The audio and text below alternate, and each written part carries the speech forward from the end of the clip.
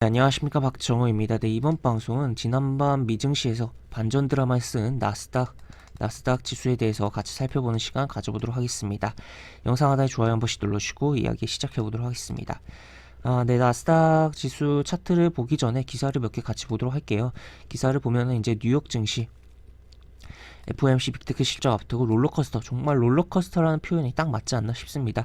그리고 나스닥은 상승을 했다라는 거가 나와 있고, 지금 또 추가로 우리는 나스닥을 좀 중심 볼 거긴 하지만 이 미국 증시를 볼 때 다우 지수가 있고, 또 추가로 이제 S&P 500, 그다음 뭐 나스닥 이런 식으로 뭐 볼 수가 있겠는데, 이 사실 미국 증시 전체를 뭐 대표한다고 했을 때는 다우존스에 들어가 있는 종목도 들어가 있고, 나스닥에 들어가 있는 종목도 들어가 있고 한 그런 S&P 500 지수를 가장 좀 대표적으로 좀 볼 수가 있는 측면이 있다라는 것도 체크를 해볼 수가 있겠지만, 나스닥 같은 경우는 기술주가 많이 들어가 있다라는 거, 그러다 보니까 기술주가 많은 그 기술에 관련된 뭐 IT라든지 뭐 그런 분야의 사업 비중이 많은 국가들의 증시에 있어서는 미증시 나스닥 흐름이 굉장히 크게 영향을 줄 수 있다라고도 볼 수 있겠고, 나스닥에서의 활발한 거래라든지 그런 기술주들의 행보에 따라서 뭐 미래가 나스닥이 상장하는 기업들의 행보에 따라서 우리 삶의 미래가 변화되는 측면도 우리는 좀 생각을 해볼 필요성도 있겠다라고도 볼 수 있겠습니다. 그래서 그런 가운데서 지금 보시면 나스닥 지수도 52주 이래 뭐 최고치에서 10% 이상 하락하면서 기술적 조정 단계에 진입을 한 가운데 장중 최대 4.9% 하락을 했었다. 지수가 이 정도 빠지는 거면 진짜 정말 폭락이다라고도 표현을 할 수가 있는 거죠. 그런 가운데서 이걸 좀 반전시키면서 플러스 마감을 했다라는 거. 그러니까 결국에 빠졌던 거 다 회복하고 더 올라갔다는 거죠. 그래서 굉장히 좀 강력한 좀 매수세가, 저가 매수세가 들어왔다라고도 볼 수 있겠고, 여기 보시면 이제 장중에 4% 이상 하락한 후에 상승세로 마감한 것은 2008년 금융위기 이후 처음이다라는 표현까지도 나와 있는 상황이다라고도 볼 수 있겠습니다. 그래서 이러한 흐름이 있었다라는 것도 볼 수가 있겠고, 또 추가로 다른 기사를 봐도 역시나 뭐 롤러코스터라는 뭐 표현을 사용을 했는데 굉장히 뭐 가장 뭐 적합한 표현이지 않을까 싶어요. 나스닥 같은 경우도 최근에 잘 가는 듯하다 막판에 밀리고 하다가 요번에는 계속 떨어지다가 어느 정도 시점에서 이런 식으로 올라간 그런 흐름이었다라는 것도 볼 수 있겠습니다. 그리고 또 추가로 지금 뭐 미국의 이제 코로나 확진자 수는 이제 감소를 좀 시작을 하게 했고, 그러다 보니까 일일 신규 확진자 수가 절대적으로 많지만 어쨌든 지금 경기의 재개에 대한 뭐 기대감도 좀 살아나면서 그런 이제 코로나 이후를 보는 업종들의 움직임도 좀 있었던 미증시였다라는 것까지도 체크를 해볼 수가 있겠습니다. 다만 이제 러시아에 대한 이런 위기감은 계속적으로, 러시아 우크라이나에 대한 위기감은 계속적으로 고조되고 있는 것도 체크를 할 수 있는 상황이다라는 것도 볼 수 있겠고, 무엇보다 그리고 이번 주 FOMC에 대한 결과에 대한 부분도 계속적으로 주목을 해봐야 되는 상황이다라고도 볼 수 있겠습니다. 그런 가운데서 우리는 나스닥 차트를 좀 살펴보도록 하겠습니다. 우선 보시면 나스닥 차트 지금 계속적으로 쭉 올라왔어요. 코로나 저점 이후에 계속적으로 쭉 올라왔고, 뭐 중간에 이렇게 강한 조정들이 있긴 했었지만 결국에는 어쨌든 고점을 갱신하면서 계속적으로 움직임이 나왔었습니다. 그 이후에 지금 차트를 좀 더 여기서 보면은 11월 고점 이후에 이 고점을 제끼지 못하고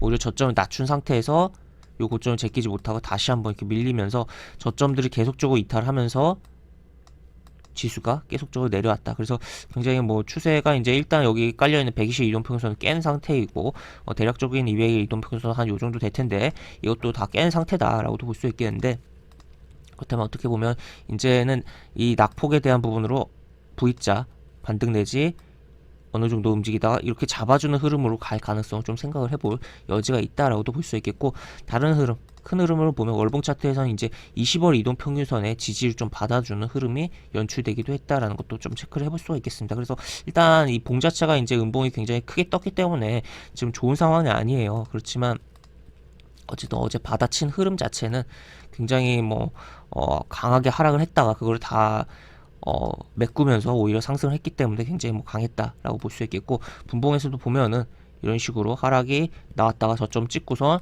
쭉 올라가는 흐름으로 지수가 움직였다라고 보시면 되겠습니다. 그래서 아까 뭐 기사에서도 나와 있었는데 2008년 이후 처음이다, 4% 이상 하락하고 이렇게 상승 마감한 게 처음이다라고 봤는데, 2008년 때 이제 금융위기 때의 흐름을 좀 살펴보면은 그때가 언제 그런 흐름이 있었냐라고 봤을 때 2008년 여기죠.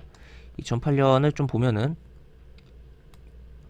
2008년을 여기 보면은 지금 보시면 4% 이상 하락을 한 게 여기는 이제 상승 마감 못했죠. 여기는 이제 4% 이상 하락을 하지 않았었고 쭉 보면은 이제 4% 이상 하락했던 게 여기입니다. 여기고 이제 저가가 6% 이상 하락을 했었고 상승을 이제 종가는 0.27%로 해서 살짝 상승을 해서 마감했고 그 다음에 추가로 올려치는 흐름.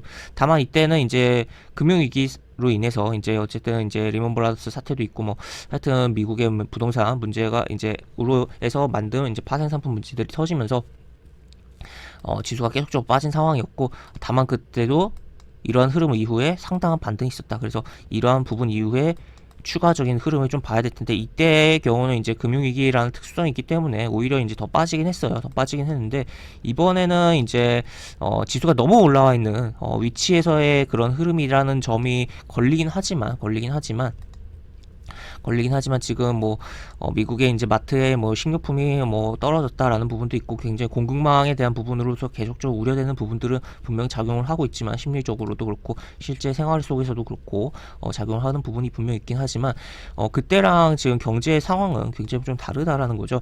지금은 그때는 이제 버블이 터져서 이제 문제가 발생한 상황이고 지금은 뭐 지금도 어떻게 보면 이제 버블이라는 게 사실 터져야 알 수 있는 거기 때문에 이게 버블이냐 아니냐를 말하기는 굉장히 애매한 국면이긴 하지만 어쨌든 유동성으로 굉장히 끌어올려진 상황 속에서 이게 과연 이제 버블인가 아닌가는 조금 더 봐야 되지 않을까라고도 볼 수 있겠고 다만 어쨌든 지금 상황 속에선 이때의 유동성은 정말 다르다라는 걸 좀 생각을 해볼 수가 있겠습니다. 그래서 현재 지수의 변동성 자체는 뭐 레버리지 자금의 그런 이탈에 대해서 생각을 하면서 그에 따라서 변동성 커질 우려는 있지만 이때처럼 추가로 계속적으로 끌고 내려갈지에 대해서는 분명히 물음표를 작용을 한 후 2008년 그때처럼 반등한 후 이후에 끌고 내려갈지에 대해서는 물음표를 좀 던져야 되지 않을까 싶고 그래서 일단은 중요한 거는 이제는 이제 미지수 이제 나스닥에 있어서는 비록 고점을 계속적으로 갱신하지 못하고 낮추긴 했고 지금 상황이 그렇게 좋은 상황은 아니다. 차트적으로 이런 식으로 빠지기도 했는데 지금 이 하락 이파가 나오고 어떻게 보면 반등이 하기 위한 힘을 좀 낳았다라고도 볼 수 있겠으며 그 월봉에서 보는 이런 흐름도 찍어준 흐름도 있었기 때문에 조금 더 땡겨주는 흐름에 대해서는 기대를 해볼 수가 있겠고 땡겨진 이후에 지금 땡겨지고 여기서 뭐 살짝 음봉 주고 이렇게 땡기던지 아니면 갭상승하고 이렇게 땡기던지 한 이후에 이제 추가적으로 어떻게 잡아주는지가 중요하지 않을까 싶은 상황으로 저는 생각을 합니다. 그래서 이번 주 FOMC 결과라든지 이번 주 FOMC 결과에 대해서는 사실 결과로서 어떻게 보면 불확실성이 해소되지 않을까 싶고 또 추가로 이제 무엇보다 빅테크 기업들의 실적 발표들이 이어지는 가운데서 그러한 실적들이 흐름에 따라서 반응이 좀 달라질 수 있는 부분이 있지 않을까라고 싶은 상황이다라고 보시면 되겠습니다. 그래서 이제 지난 밤에 발생한 요 캔들이 굉장히 중요하고 어떻게 보면 굉장히 큰 힘이 나온 캔들이고 또 어떻게 보면 이렇게 꼬리 달리고 이런 망치 캔들이 단순 캔들 해석에 있어서 저점 신호를 봐야 돼. 물론 이게 위치 자체가 이제 정말 주구장 쭉 빠진 위치가 아니라 위에서 이렇게 올라가다 이런 흐름에서의 작용한 부분이기 때문에 이것에 이제 캔들 하나만으로 보기에 신뢰성을 완전 더하기는 어렵긴 하지만 그래도 꽤 신뢰를 해볼 수가 있는 캔들인 만큼 이 캔들을 굉장히 중요하게 보면서 향후의 지수 흐름을 같이 살펴보자 라고 정리를 해볼 수가 있는 상황이다 라고 볼 수 있겠습니다. 그래서 가장 베스트한 흐름은 요 몸통 훼손하지 않고 아무리 뭐 훼손을 하더라도 요 꼬리의 중간 정도를 훼손하지 않고서 한번 이렇게 5일 이동표에서 회복을 해주는 흐름이 나오고 그 이후에 어떻게 잡아주는지 여부를 지켜보자 라고 정리를 해볼 수가 있겠습니다. 네, 이렇게 볼 수 있겠고 영상 하단에 보시면 설명과 댓글 부분에 동일한 링크가 들어갑니다. 이 링크 타고 들어오시면 제가 운영하는 무료 카톡방으로 입장을 하실 수가 있고 입장하시면 여러가지 장주 시황 관련 코멘트 속보가 관련된 부분들 여러가지 부분들 올려드리는 부분이 있으니까 이 부분 참고해보시면 주식하시는데 많은 도움이 되지 않을까 싶습니다. 이상 박정우였습니다. 네, 감사합니다.